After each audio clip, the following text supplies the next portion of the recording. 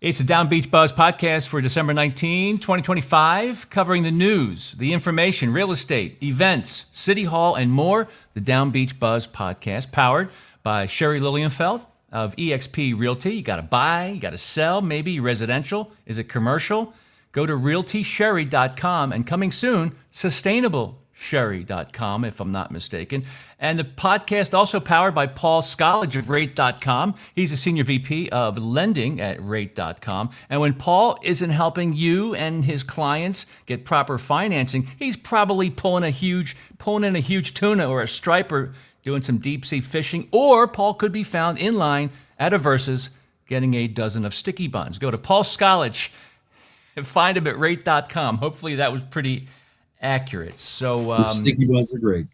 I know, and I've lost weight since I have not been eating as many of them, because every time I do, I'm eating 2 or 3 at a time. All right, Paul Scollage, so a lot going on. I took some notes here that I wanted to ask you. Let's ask, so I got perfect credit. I want to get a 30-year fixed mortgage. I want to buy a home. What do I do? What's the very latest? And some of these Fed overnight rate cuts. People think that when the Fed lowers the rate or the overnight rate, that affects mortgages, but that's not exactly true, is it? No, it's not. It's a misconception that everyone sees that rates are cut. Next thing you know, your phone blows up. People are calling, asking about what does this do for current interest rates. So I think we've had 3 cuts this year so far. And typically what happens is after that cut or when they're making the announcement for the cut, Fed Powell talks about the cut, but he also goes into talking about inflation is still an issue. The jobs numbers are still an issue. So what that does is kind of, one, it has a reverse effect on the actual cut, where we actually see rates start to creep up that day when that cut comes into play. Realistically, the cut that we saw last Wednesday is already impacted in the rates that we're currently seeing today, right? Long-term goals are great. I think next year there will be a new administration with a new chairperson in play that will potentially have greater cuts as we get into the 2026 market. Current rates today, if you look back in the beginning of this year, I think we started off the year with rates in the mid to low 7%. We're going to end the year with rates in the upper 5s to lower 6%. So in a 12-month period, with having those 3 cuts throughout the year, it's definitely positive, right? I think the momentum going into the spring market is going to be strong. Purchase applications are going to be up between 13 and 18% for 2026, which is great. Personally, I think our spring and summer of next year is going to be unbelievable. There's so many people right now that are sitting on the sidelines, not wanting to sell, right? They either bought during COVID or they refinanced during COVID, and they're sitting on a rate of 2.5%, 3.5%, 4%. And they're saying, well, why would I make a lateral move, sell my house, make a lateral move, or try to upgrade, and my payment's going to go up? So it doesn't make sense for people to sell right now unless you're forced to have to, right? Long term, I think we need to see rates in the mid to low 5%, where people can say, all right, I'm okay with a 5.25% rate. I'm sitting at 4 right now. They can make that transition. But when it was 7.5%, it's just unrealistic. We need more inventory on the market for people to start buying. All right, got another question here. We got some text that came in, some emails that came in. Let me bring up our screen here a little bit. So they're asking, Paul Scollage of rate.com, what are your projections for 2026? If you haven't mentioned that yet, but give us a recap, an executive summary of what you think is going to happen in 2026. Yeah, so again, I think our 2026 is going to be one of the best that we've had, like we've seen during the COVID mindset. We're going to start to see more and more people buy. We probably pre-approved over 500 people this year alone that have not bought, that are sitting on the sideline just because they can't afford that 6.5% interest rate. There's a lot of first-time home buyers out there that want to buy, but they can't afford the property that they're looking at. And there's nothing at the price point that they want to buy just because of the lack of inventory. Again, purchase transactions anywhere between 13 and 18% increase from this year to next year. On top of that, it's going to be an unbelievable opportunity for people to refinance. Anyone that has bought over the last 2 years are probably sitting at a rate of 6.875 to 8%. The refi market is starting to happen. So, people are taking cash out of their house if they have that opportunity. We talked about buying stuff at the beach, second homes. People are starting to take cash out of their house as these rates come down to be able to purchase something down in the second home market. Home equity lines of credit, they're starting to be aggressive again with rates in the 5 to low 6%. We're starting to see some action with that. So I think, again, 2026, right now, I'm projecting to be an unbelievable year. And I think it's going to continue to go into the 2027 market with the new chairperson that comes in play of next year. I believe it's either end of March or beginning of April. That will happen. And I do expect to see rates starting to come down even further from where we see today. And how does some of this stuff affect the second home market, Paul? So right now, second home market is still an issue. It's still a problem. Fannie Mae and Freddie Mac put in what's called LLPAs. They're loan level price adjustments. Okay. About 1.5 to 2 years, they wanted to get out of that second home market. So what they did is they put adjusters, and adjusters actually impact interest rates. So there's a huge difference in someone buying a second home versus a primary resident rate. Okay. If you're putting 20% down on a primary versus 20% down on the secondary, there's probably 0.75% in rate adjustment, which is high, which is really bad. The way to overcome that are a couple of different ways. You have one, you can put down 25 or 30% on that second home purchase, and those loan level price adjustments are much less. The other thing, you have equity in your house. If your house is free and clear, you can do a cash out refinance on your primary residence, use that cash to purchase that second home, Shore Market, Pocono Market. You can buy that in cash. When you can buy in cash, your offer that you put in most cases, is going to be a lot more competitive than other offers. Cash is king in this market. So with the loan level price adjustments, it's great if you can get to that 25 or 30% down on the second home.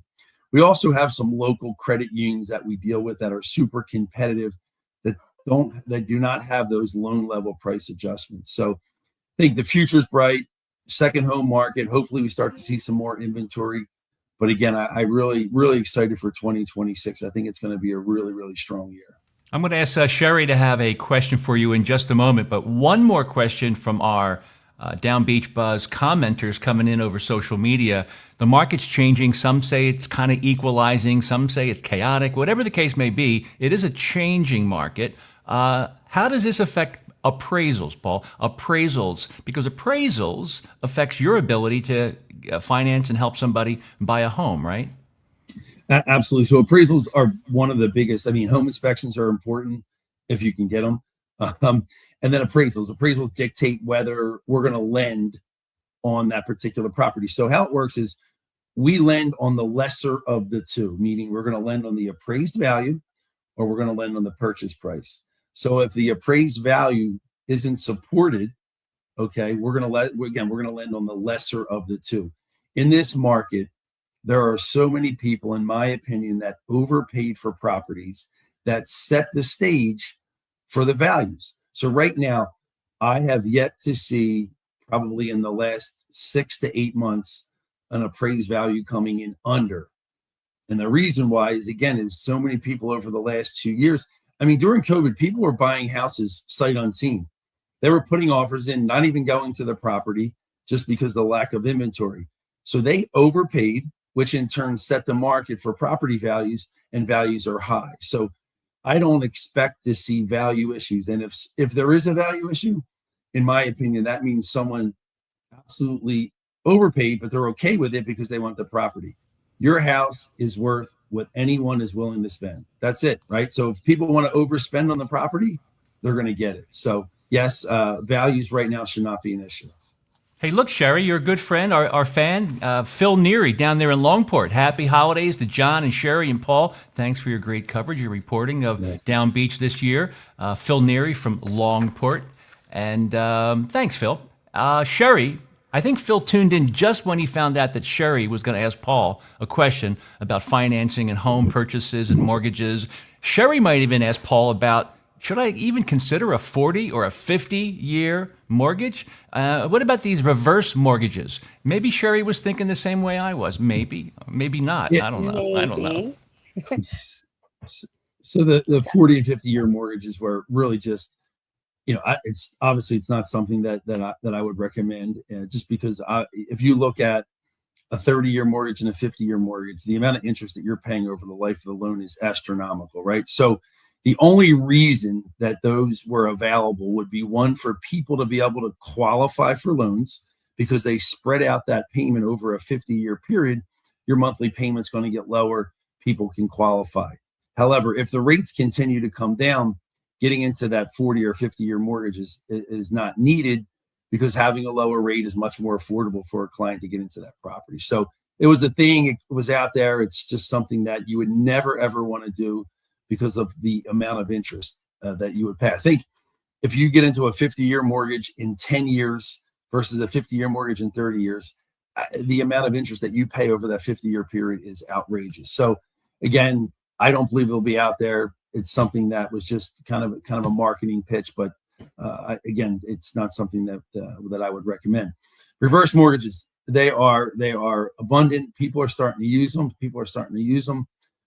In the past, they were extremely expensive in terms of the fees that lenders were charging, but that has since changed. They are much more affordable. There are several different layers of the reverse mortgage. You can actually get a draw on a reverse mortgage, drawing a monthly income from that reverse mortgage, where you can live off of a monthly income being drawn or taking off of the reverse mortgage from the equity in your house. There's the one lump sum option you have. There are several different options that are much more affordable. So if you're eligible age-wise, you have the equity there.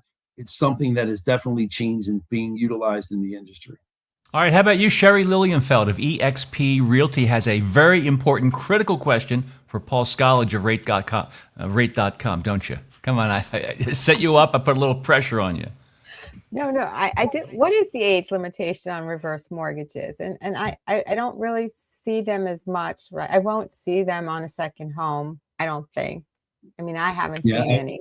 There's different levels of what they offer. So it's anywhere from like 65 and older in certain cases, and it depends on how much you can be able to take out. But yeah, I mean, it's a great option if you're eligible. Again, in the past, it was something that it wasn't cost effective. You were losing so much equity in your house with the fees and stuff over the life of the loan. So again, it's a good option.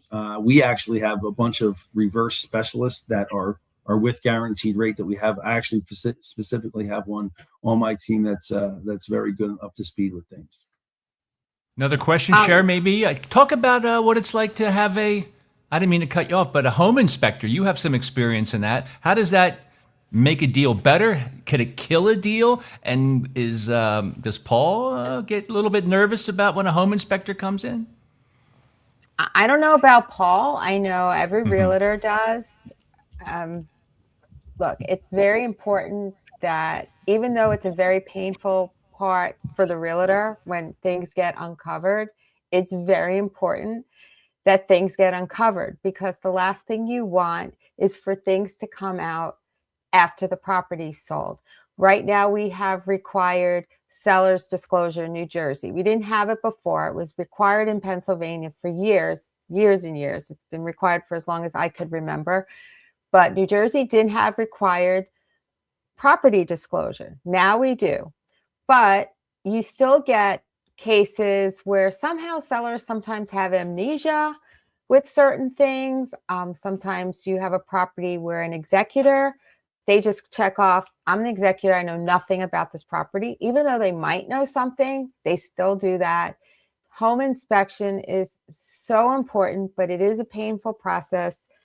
a lot of times we say it's like it is the second round of negotiations, right? First round is the price, the contract. Then when the home inspection comes, it's a second round. You're really not supposed to do that. You're supposed to disclose when the price comes in. The buyer's supposed to know everything about that property that the seller knows. But again, also, if it's a second home, maybe they're not aware of a lot of nuances. If it's a rental property, they're not going to know a lot of things because sometimes tenants don't complain about things.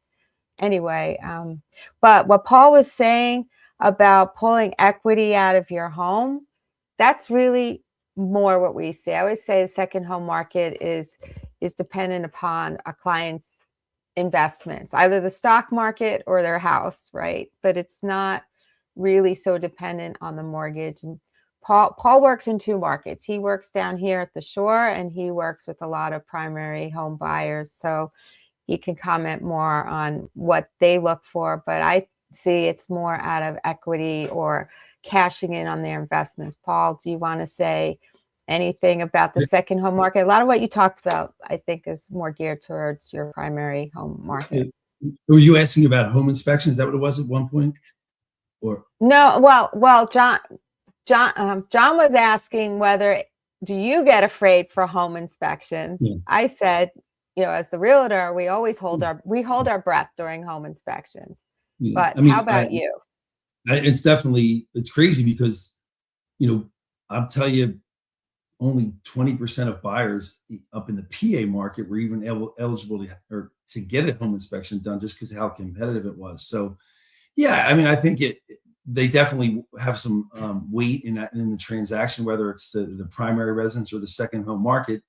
They're definitely will impact people's ability to buy. I think if you have a good agent like yourself to negotiate stuff to get done, then it's great. But really, when I tell you home inspections were a thing of the past, I really hope that people can have an opportunity to get them.